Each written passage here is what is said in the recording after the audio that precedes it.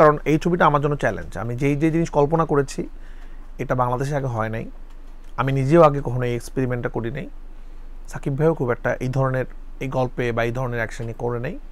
তো সব কিছু মিলে আমরা পুরো টিম, সাকিব ভাই থেকে শুরু করে শাকিল ভাই, রনি ভাই, SBF সবাই আমাকে দেখছে। আজকে অ্যাটলি যখন শাহরুখ খানের সাথে কাজ করে অ্যাটলি তো একটু হলেও স্বাচ্ছন্দ্য বোধ থাকে যে শাহরুখ খান আছে আমার সাথে। রাইট, এটা আমি শুনতে যাচ্ছি। এটা তো আমি অবশ্যই আমার সাথে সাকিব খান আছে, সুপারস্টার আছে, একটা তো অনেক বড় প্লাস পয়েন্ট যে একসাথে অনেক মানুষ দেখবে আমার ছবি। কিন্তু এর থেকে বড় ব্যাপার যে তাদেরকে খুশি করাটা খুব ইম্পর্টেন্ট। তারা তো অনেক বেশি এক্সপেকটেশন নিয়ে বসে আছে। একটা পোস্টারে কিন্তু তারা খুব খুশি যে ধামাকা কিছু ভালো, বাট এরপরে যে একটা সুন্দর জিনিস আসতেছে, তো এটাই তো আজকে সুরঙ্গ সাকসেসফুল না হলে হয়তো আমি তুফান মতো এরকম বড় বাজারে ছবি করতে পারতাম না। তো দরকার ছিল। চাপটা কেমন?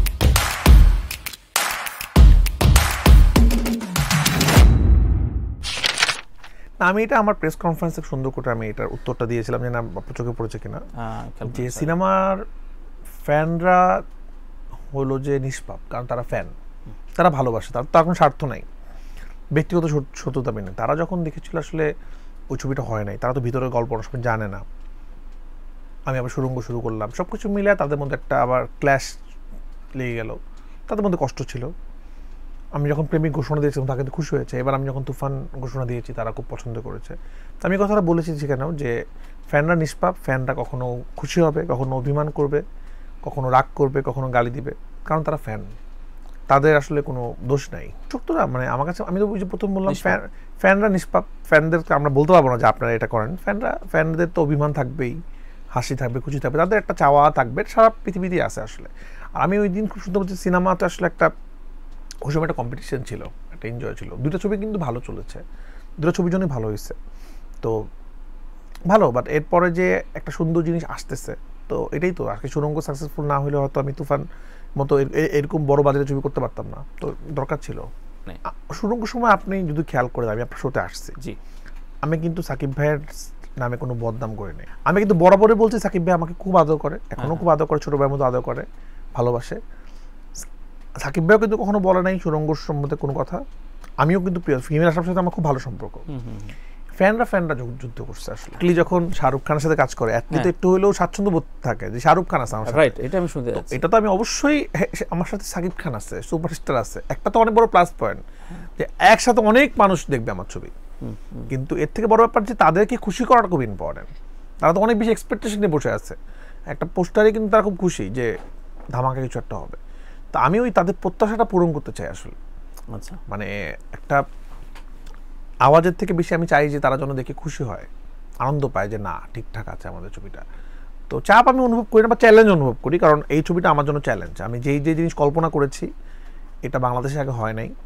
আমি নিজেও আগে কখনো এই এক্সপেরিমেন্টটা করি নাই। সাকিব ভাইও খুব একটা এই ধরনের এই গল্পে বা এই ধরনের অ্যাকশনই করে নেই। তো সব কিছু মিলে আমরা পুরো টিম, সাকিব ভাই থেকে শুরু করে শাকিল ভাই, রনি ভাই, SBF সবাই আমরা খুব এক্সাইটেড যে এই ঘটনাটা ঘটানোর জন্য।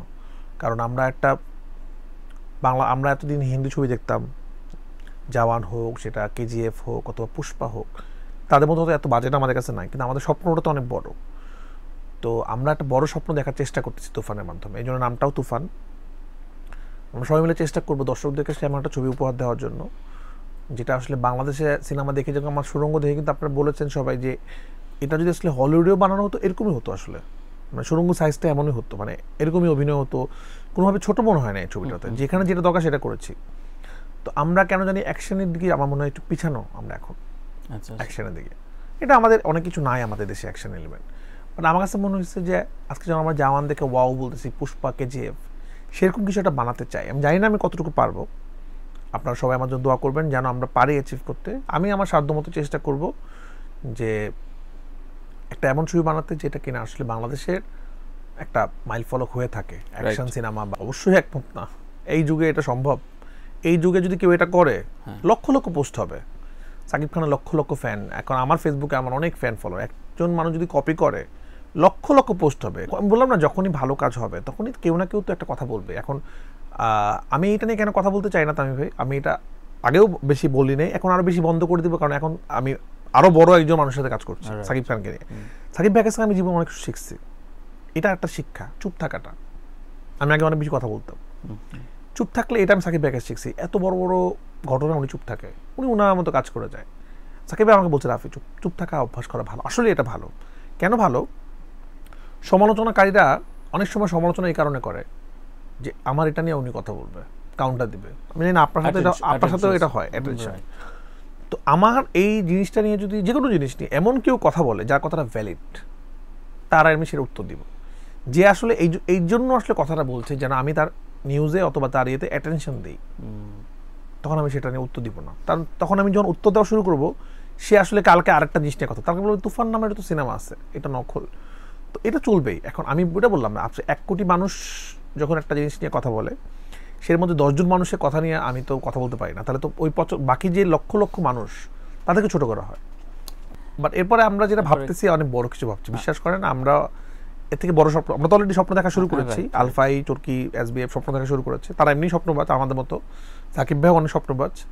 এরপর আমরা অনেক বড় কিছু ভাবছি আসলে, যদি আল্লাহ তাআলা আমাদের সাকসেসফুল করে, আমরা যদি সাকসেসফুল হই, আস্তে আস্তে নিজেকেও তো বড় করার চেষ্টা করছি। আপনি যদি আমার সিনেমাগুলো দেখেন, আমি একটা চেষ্টা করছি, কিন্তু সামি ভাই আমার মধ্যে কিন্তু যারা সমালোচনা করেন তাদেরকেও বলছি যে সমালোচক থাকবেই, যে কার সমালোচক ছিল না আসলে সারা পৃথিবীর মধ্যে, সবার সিনেমা সমালোচনা। চিন্তা করলে কিন্তু হয় যে আজকে আমি যখন পোড়ামন 2 বানাই, তার থেকে বেটার ছবি বানানোর চেষ্টা করছি দহন, তার থেকে আরেকটু বেটার বানানোর চেষ্টা করছি পরাণ, তার থেকে আরেকটু বেটার বানানোর চেষ্টা করছি দামাল, টেকনিক্যাল দিক থেকে।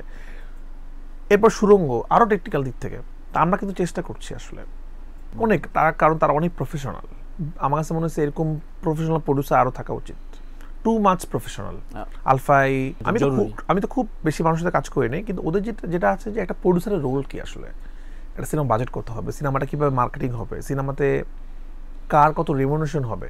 যেমন আজকে একজন ডিরেক্টর সবসময় কী করে, আমি এরকমও শুনছি প্রেস কনফারেন্সে ভেন্যুটাও ডিরেক্টর ঠিক করে, নায়কের সাথে ডিরেক্টর নিয়ে টাকা পয়সা নিয়ে কথা বলে, নায়ক নায়কের সাথে। কিন্তু এটা তো ডিরেক্টরের কাজ না, ডিরেক্টরের কাজ সিনেমা বানানো। আসলে আমার সাথে ডিরেক্টরদেরকে ম্যানেজারই করতে হয়, আসলে টাকা পয়সা নিয়ে কথা বলতে হয়, শুটিং লোকেশন পারমিশন নিতে হয়। বাট এগুলো তো পৃথিবীর সব জায়গায় প্রডিউসারের কাজ, ডিরেক্টরের কাজ শুধু সিনেমা ডিরেকশন দেওয়া আসলে। তো আমার মনে হয় অনেক প্রডিউসার শুধু টাকা দিয়ে দেয় ডিরেক্টর থেকে, একটা সিনেমা বানিয়ে আসছো, টাকা দিলে তো সিনেমা হয় না, সিনেমার পিছনে অনেক কিছু থাকে। এই যে সিনেমার রাইট, সিনেমার গল্পের জন্য কী হবে, এই যে আমার সিনেমার অনেকগুলো দেশে শুটিং আছে আমার তুফানের, সেগুলো কীভাবে হবে, কোথায় হবে, আমার স্বপ্নগুলো বাস্তবায়ন করার জন্য যতটুকু কমফোর্ট দেওয়া যায়, প্রত্যেকটা জিনিস আছে আসলে। এটাই আসলে রিয়েল এসবিএফ তো এইভাবে সিনেমা প্রডিউস করে। তো সাথে আলফাই, তারা প্রথম সিনেমাতে সাকসেস। আর রনি ভাই তো নিজেও একজন ডিরেক্টর, তো রনি ভাই এই ডিরেক্টরের মর্মটা খুব ভালো বুঝে, যেহেতু উনি ডিরেক্টর হিসেবে ভালো, নিজেও সিনেমা বানিয়েছে এবং সাফার করেছে সিনেমা বানানোর পর। ওনার প্রডিউসারও তো ওরকম খুব, মানে উনি অনেক কষ্ট করে সিনেমা বানাতেছে, প্রথম ছবি রিলিজ থেকে শুরু করে সব কিছু। তো সেই অর্থে শাকিল ভাই, আমি মানে একদম এটাকে জানি কি বলে, প্রায় সোহাগা, মানে সুপারস্টার, এসবিএফ, আলফাই, চরকি, আর কি লাগে সবই আমার সাথে। কম্পিটিশন তো সবারই থাকে, সবাই চায় আমার ছবিটা ভালো হোক, বেস্ট হোক। কিন্তু মানে এখানে 3টা ছবি 3 সময় রিলিজ হচ্ছে। ভালো কাজে, এটা কিন্তু ছোটবেলায় আমরা পড়াশোনাও করছি, ভালো কাজের প্রতিযোগিতা থাকা ভালো, মানে গানের প্রতিযোগিতা থাকা ভালো। আমি সব ভালো গানটা আমি করতে চাই, তো একটা প্রতিযোগিতা থাকবেই যে আমি আমার ছবিটা ভালো বানাতে চাই। কিন্তু এর মানে এটা না ওই ছবিটা খারাপ হোক। আচ্ছা, কারণ আমি জানি আমার যেরকম তুফান স্বপ্নের ছবি, হিমেল আশরাফের অনেক স্বপ্নের ছবি, রাজকুমার, অনন্য মামুনের অনেক স্বপ্নের ছবি, হয়তো দরদ। তো সবার স্বপ্ন সবার কাছে অনেক বড় আসলে। তাই এবং সবগুলার ছবি একজনই নায়ক, এবং এই 3টা ছবি যদি ওয়ার্ক করে, এটা ইন্ডাস্ট্রির জন্য কিন্তু অনেক ভালো হবে। আমি এই রায়হান রাফি শুধু ভালো থাকলে, শুধু ভালো টাকা কামালে, বেশি রেমুনেশন নিলে ইন্ডাস্ট্রি ভালো হবে না কখনো। আজকে আমার একজন হিমেল আশরাফের মতো ডিরেক্টর লাগবে, আমার মামুন ভাইয়ের মতো ডিরেক্টর লাগবে, আমার সব ধরনের ডিরেক্টর লাগবে, তাহলে ইন্ডাস্ট্রির জন্য ভালো। তো আমার মনে হয় শুধু এটা না, আরও যে ছবিগুলো আসতেছে, আমাদের 2024 সালটা তো খুব ভালো সময় মনে হচ্ছে সবার জন্য। কয়েকটা ছবি যদি ব্যাক টু ব্যাক ওয়ার্ক করে যায়, এটা কিন্তু ইন্ডাস্ট্রির জন্য অনেক ভালো, আমাদের ইন্ডাস্ট্রি বুম করবে আসলে। তা আমি পার্সোনালি অবশ্যই চাবো আমার ছবিটা ভালো হোক, এটাতে কম্পিটিশন থাকবেই, কিন্তু আর কোনো ব্যাপার নাই। হয়তো মন মতো স্ক্রিপ্ট, মন মতো ডিরেক্ট, যেমন সিয়ামের সাথে আমার যে জেলিং, সিয়াম ওইরকম জেলিং হয়তো কারোর সাথে হচ্ছে না মজা। আমার সাথে ওর যে আমাদের যে, আমরা তো এখন পর্যন্ত সব সাকসেসফুল আমার সিয়াম।